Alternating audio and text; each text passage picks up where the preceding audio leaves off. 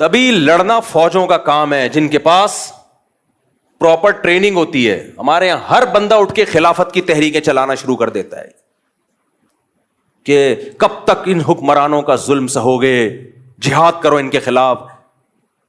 میرا بھی ایک کلپ چل رہا ہے جس میں میں کہہ رہا ہوں کہ اگر پاکستان میں حالات خراب ہوئے نا, ہمیں دنیا میں کوئی پناہ نہیں دے گا. ہم نے تو بہت لوگوں کو پناہ دی ہے, ہمیں کوئی نہیں دے گا. اس لیے حکمرانوں کو برا بلا کہنا چھوڑ دو. اور آگے میں نے وضاحت کی ہے, برا بلا کہنے کا مطلب مسلح بغاوت, جائز تنقید کرو, یہ میں نے کہا ہے. لیکن میرا کلپ لوگ ادھورا چلا رہے ہیں. لو مفتی صاحب کہہ رہے ہیں حکمرانوں کو برا بلا بھی نہیں کہہ سکتے, جو مرضی کرتے رہیں. یہ میں نے نہیں کہا. جائز تنقید 100 دفعہ کرو, دھرنے بھی دو, کنٹینر لا کے رکھو, اپنے مطالبات پورے کرواؤ. اگر نہیں کروانے ہوتے میں عدالتی خلا کے خلاف اتنا کیوں چیختا. میرا مقصد ہے مسلح تحریک کی طرف مت جاؤ, بم دھماکے مار دھاڑ. یہ کام کیا تو ملک میں لاشیں بچھیں گی, رزلٹ کچھ بھی نہیں نکلے گا. غزہ سے زیادہ حالات خراب ہو جائیں گے ہمارے ملک کے, کیونکہ یہ جو بیٹھ کے باتیں کر رہے ہیں نا اسلامی خلافت کی, ان کے پاس باتوں کے سوا کچھ بھی نہیں ہے. خلافت خلافت کا لفظ انہوں نے بدنام کر دیا ہے. ہر 4 دن میں کوئی اٹھتا ہے کہ پاکستان میں خلافت کا نظام لے کے آؤں. تیرے پاس کون سا میکینزم ہے, تیرے پاس کیا اسٹریٹجی ہے, پہلے کیا کرے گا, اس کے بعد کیا کرے گا, پھر لڑے گا کیسے؟ کیونکہ اسی لیے تو آپ کو فوج سے لڑنا پڑے گا, اسلام آباد پہ قبضہ کرنا پڑے گا. کیا کیسے کرے گا؟ کوئی جواب نہیں ہے. یونیورسٹیوں کے لڑکوں کو اور طلبہ کو ایک اندھیری گلی میں بند کر دیا. پھر ہوتا کیا ہے, ایجنسی والے ان کو اٹھاتے ہیں, پھر یہ مسنگ پرسن بنتے ہیں. اور یہ جتنے لیڈر خلافت کے نام پہ یہ دندناتے گھوم رہے ہوتے ہیں, ان کو کچھ بھی نہیں ہوتا. ایجنسیاں ان کو کچھ نہیں کہتی. ایجنسیاں کہتی ہیں ان کی دعوت پہ جتنے لوگ آ رہے ہیں نا ان کو کھڈے لین لگاتے جاؤ, ان کی چمڑیاں ادھیڑی جاتی ہیں, کوئی پوچھنے والا. تو ایسے جتنے بھی اسکالرز ہیں نا یونیورسٹیوں میں آج کل, یہ بہت اس طرح کے اسکالرز آ رہے ہیں کہ دیکھو یہ مولوی نظام کے خلاف نہیں کھڑے ہوتے. نظام کے خلاف کھڑے ہونے کا مطلب کیا ہے؟ مطلب پہلے واضح کرو, کیا مطلب کھڑے ہونے کا مطلب؟ اگر تم یہ کہہ رہے ہو توپیں گنے لے کے نکل جائیں, یہ نظام کے خلاف ہم نہیں کھڑے ہوں گے بھائی. اس سے نقصان ہوگا, ملک میں انارکی پھیلے گی, ملک کے ٹکڑے ہوں گے, اور غیر مسلم طاقتوں کے ہاتھ میں یہ کنٹری چلا جائے گا. اس سے بدتر حالات ہو جائیں گے. اور اگر نظام کے خلاف کا مطلب ہی کہ احتجاج کرو, میڈیا پہ دھرنے دے کے 100 دفعہ کرو, کس نے منع کیا بھائی؟ کس نے منع کیا ہے؟ بنگلہ دیش والوں نے کیا نا احتجاج, کامیاب ہوئے وہ, تو کس نے منع کیا آپ کو احتجاج کرنے؟ یہاں تو بات خلافت سے شروع ہو رہی ہے. اور خلیفہ کون ہوگا آج تک نہیں ڈیفائن کر پائے یہ لوگ. وہ خلیفہ ہوتا ہے وہ بیچارہ اس قابل ہی نہیں ہوتا کہ اس کو کوئی عورت اپنا شوہر بنا لے, اور وہ ملک کا خلیفہ بننے نکلا ہوتا ہے. یہ یونیورسٹیوں میں بہت ہو رہا ہے آج کل. جائیں گے تو کچھ ٹھش پش انگلش ماری, اور پھر مولویوں کو برا بلا کہا کہ مولوی تو یہ کر رہے ہیں, مولوی تو تقریریں کر رہے ہیں, تو تصوف میں لگے ہوئے ہیں, تزکیہ میں لگے ہوئے ہیں, نظام کی تبدیلی. اور نظام کی تبدیلی کا مطلب پتہ ہے کیا ہوتا ہے ان کا؟ بغاوت. اب تو واضح لفظوں میں کہنا چھوڑ دیا, کیونکہ کچھ لوگوں کو ایجنسی نے اٹھا کے ان کے اگلے پچھلے گناہ معاف کیے, پھر چھوڑ دیا. تو اب وہ بغاوت کا لفظ یوز نہیں کر رہے. اندر ان کے وہی جذبات ہیں, خلافت, نظام تبدیلی. ابے کیا مطلب نظام کی تبدیلی؟ ہمارے پاس ایک سوٹیبل پیکج ہے نظام کی تبدیلی کا. وہ پیکج کیا ہے بھائی؟ یونیورسٹیاں بناؤ, اسکول بناؤ, تعلیم کو فوکس کرو, تاکہ آپ کی چھت کے نیچے جب کوئی بندہ پڑھ کے فوج میں جائے گا, جب کوئی بیوروکریسی میں جائے گا, جب کوئی عدلیہ میں جائے گا, ماحول آپ اس کو دینی ماحول دو گے تو وہاں جا کے فیصلے بھی کیسے کرے گا؟ اچھے. اور اگر آپ ان شعبوں میں نہیں گئے تو پھر یہ تمام اہم ترین شعبے آپ نے اسلام دشمنوں کے لیے چھوڑ دیے ہیں. پھر فوج میں بھی اسلام دشمن لوگ جائیں گے, عدلیہ میں بھی اسلام دشمن لوگ جائیں گے, بیوروکریسی میں بھی اسلام دشمن لوگ جائیں گے. پھر فیصلے آپ کے خلاف ہوں گے اور آپ دھرنے دیتے رہو گے. یہ ایک سوٹیبل طریقہ ہے نظام کی تبدیلی کا. یہ طریقہ نہیں ہے کہ آپ اٹھے اور دھڑم دھڑم کر کے آپ نے اتنے بندے وہاں مار دیے, اتنے بندے وہاں مار دیے. اس سے کچھ بھی حاصل ہونے والا نہیں ہے. اور اگر حاصل ہوا تو آپ کو نہیں ہوگا, ان طاقتوں کو ہوگا جو آپ کو فیور کر رہی ہیں. سمجھ میں آ رہی ہے بات کہ نہیں آ رہی ہے؟ ان طاقتوں کو فائدہ ہوگا اس سے. اور ویسے بھی میں بار بار کہہ رہا ہوں, پاکستان میں حالات خراب ہوئے نا, مجھے اور آپ کو کوئی پڑوسی ملک ٹھکانہ نہیں دے گا. ہم نے ٹھکانہ دیا, وہ نہیں دیں گے ہمیں. لوگ کہتے ہیں ڈالر لے کے ٹھکانہ دیا تھا, تو آپ بھی تو ڈالر لے کے ہی ہمیں بھگا رہے ہو وہاں سے. اور ہم نے کتنے افغانی یہاں پہ جو ہمارے بھائی ہیں, کیا ڈالر لے کے ہم نے ان کو یہاں ٹھکانہ دیا ہے؟ کس نے ڈالر لیے بھائی؟ آج بھی گھوم رہے ہیں, اور ہمارے اور ہمیں خوشی ہے, زیرو سے کروڑپتی بن گئے, ان کی جائیدادیں ہیں, پراپرٹیاں ہیں, 100 دفعہ ہمیں خوشی ہوتی ہے اس سے. مسلمان ہیں. ضیاء الحق کی تقریر آپ سنے جا کے, جب یہ افغان جہاد شروع ہوا تھا, اس نے کہا تھا, اس کے الفاظ مجھے پورے الفاظ یاد نہیں, اس نے کہا تھا افغانوں کے لیے ہمارا ملک کھلا ہوا ہے, آئے یہاں پہ دھڑا دھڑ آئے. آپ نے اس سارے احسانات کو 2 منٹ میں دھجیاں اڑا دی کہ تم نے تو ڈالر کے لیے کیا تھا. تو ہمیں کوئی بھی نہیں رکھے گا. اور معلومات جب تک آتھینٹک معلومات نہ ہو نا, تبصرہ مت کیا کرو. آتھینٹک معلومات یہی ہیں کہ تمہیں کوئی بھی نہیں رکھے گا. صحیح ہے, اس ذہن میں رکھ.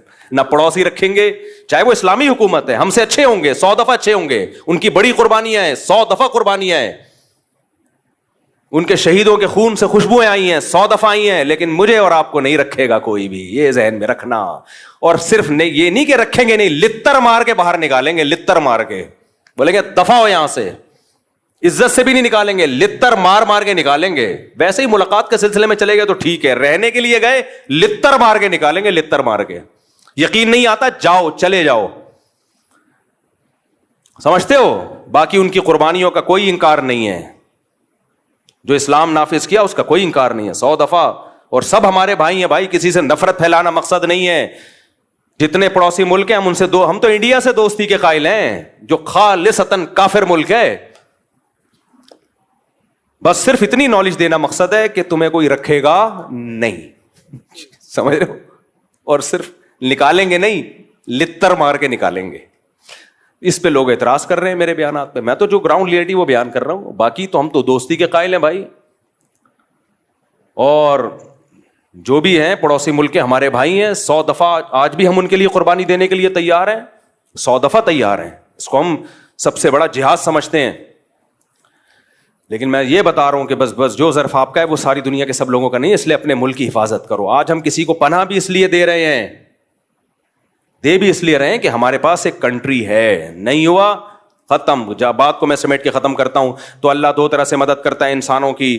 بعض دفعہ اسباب کے بغیر, جیسے معجزے و کرامات. لیکن اللہ کی عادت کیا ہے؟ اسباب پیدا کر دیتا ہے. کیا پیدا کر دیتا ہے بھائی؟ اسباب. ایسی جگہ سے اسباب پیدا کرتا ہے جہاں سے آپ کا گمان بھی نہیں ہوتا. تو پھر ملحد کہتا ہے یار یہ تو سبب سے ہو رہا ہے نا, یہ تو سبب سے ہو رہا ہے, یہ تو سبب سے ہو رہا ہے, یہ تو اللہ کہاں کر رہا ہے. بھائی وہ سبب پیدا کس نے کیا ہے؟ اللہ نے کیا ہے. وہ سبب پیدا کرنے والا کون ہے؟ اسلام جو دنیا میں آیا غالب آئے وہ بھی تو اسباب سے آیا نا. وہ اسباب پیدا کس نے کیے؟ اللہ نے کیا. ایسی جگہ سے اللہ اسباب پیدا کرتے ہیں جہاں سے آپ کا گمان بھی نہیں ہوتا. اور بعض دفعہ اسباب فیل کون کرتا ہے؟ اللہ. آپ سمجھتے ہو بہت دولت آ گئی, بہت کچھ ہو گیا, آپ اللہ کو بھلا دیتے ہو. اللہ آپ سے دولت چھین لیتا ہے. چھینتا کیسے ہے؟ سبب پیدا کر دیتا. کوئی ایسی بیماری لگا دی, ساری دولت اس بیماری میں خرچ, جائیدادیں تقسیم ہونا, جائیدادیں بکنا شروع. ایسے لوگ ہم نے دیکھے ہیں, ایک بیماری ہوئی, علاج میں زیرو ہو گئے بالکل. کروڑوں کروڑوں روپے جو انہوں نے کمائے تھے ختم, بھیک مانگنے پہ آ گئے. حضرت حکیم اختر صاحب رحمہ اللہ تعالیٰ ایک واقعہ بیان کیا کرتے تھے. ابھی بھی ان کا بیان انٹرنیٹ پہ پڑا ہوا ہے کہ گلشن اقبال میں ایک سیٹھ صاحب رہا کرتے تھے, ہر وقت مولویوں کی برائی, مولوی ایسے مولوی ایسے. کچھ لوگوں کو پتہ نہیں, کوئی اللہ معاف فرمائے, کوئی بچپن میں کچھ الٹے سیدھے واقعات شاید ہو جاتے ہیں ان کے ساتھ کسی 2 نمبر مولوی کے, تو وہ ہر مولوی کو برا سمجھتے ہیں. بھائی ہر مولوی برا نہیں ہوتا یار. تو ان کو ٹھڑک ہو جاتی ہے, کوئی مولوی ایسے مولوی ایسے مولوی ایسے. ایک صاحب مجھے ملتا ہی مولوی ایسے مولوی ایسے مولوی ایسے مولوی 2 نمبر. میں نے کہا کیا ہو گیا بھائی؟ پھر انہیں واقعہ سنایا کہ بچپن میں جو ان کے ساتھ ہوا تھا, کوئی قاری صاحب تھے, کچھ غلط ہو گیا. میں نے کہا یار ایک نے غلط کر لیا آپ کے ساتھ, جو 100% اس قاری کو چھتر لگاؤ سالے کو. لیکن یہ تھوڑی کہ سارے قاری ایسے یار, سارے مولوی ایسے. ایک ونس اپون اے ٹائم آپ کے ساتھ ہو گیا, اور آپ کو بھی تو چاہیے تھا نا کہ تھوڑا سا اتنا. اس کی تو 100% غلطی ہے, لیکن آپ نے جو اندھا اعتماد کیا, وہ کہہ رہے میں تو بزرگ سمجھ کے گیا تھا اس کے پاس. تو بزرگ بھی بعض بڑے ڈینجرس قسم کے ہوتے ہیں. 2 قسمیں تو بزرگوں کی ہے نا, 2 نمبر اور 1 نمبر. تو بعض دفعہ ایسا ہو جاتا ہے جس کی وجہ سے پھر آدمی کہتا ہے. تو وہ حکیم اختر صاحب نے فرمایا کہ وہ ہر وقت مولوی ایسے, عالم ایسے, بزرگ ایسے, نہ نماز نہ روزہ نہ زکوٰۃ. اس کو میدے کا کینسر ہو گیا. کینسر جب ہوا ہے تو حالت خراب, ڈاکٹر نے کہہ دیا اتنے دن کے مہمان ہو. اب دبلا ہونا شروع ہو گیا, ہڈیاں وڈیاں جو بیچارے کینسروں کے. تو اس کو اللہ نے توبہ کی توفیق دے دی. اس کو اندازہ ہو گیا جو میری جو دبدباہٹ اور روب اور سارے ڈاکٹر آج سائنس اپنی ترقی کی انتہا کو پہنچی ہوئی ہے, 1 کروڑپتی آدمی کو زندگی نہیں دے سکتی. جوان بھی تھا, اس کو اندازہ ہو گیا بھائی یہ سب مادی اسباب کی 2 ٹکے کی حیثیت نہیں ہے, موت اپنی آنکھوں سے نظر آ رہی. حکیم اختر صاحب نے فرمایا کہ اس نے سارے علماء کو بلایا, سب سے معافیاں مانگی, بھائی مجھ سے غلطی ہوئی ہے, توبہ کی اور دنیا سے چلا گیا. یہ پرانے زمانے کے ملحد تھے, جب لتر پڑھتے تھے تو اللہ یاد آ جاتا تھا. آج کے ملحد اتنا ڈھیٹ ہے نا, صبح شام عذاب اپنی آنکھوں سے دیکھے, پسے ابو جہل کی طرح.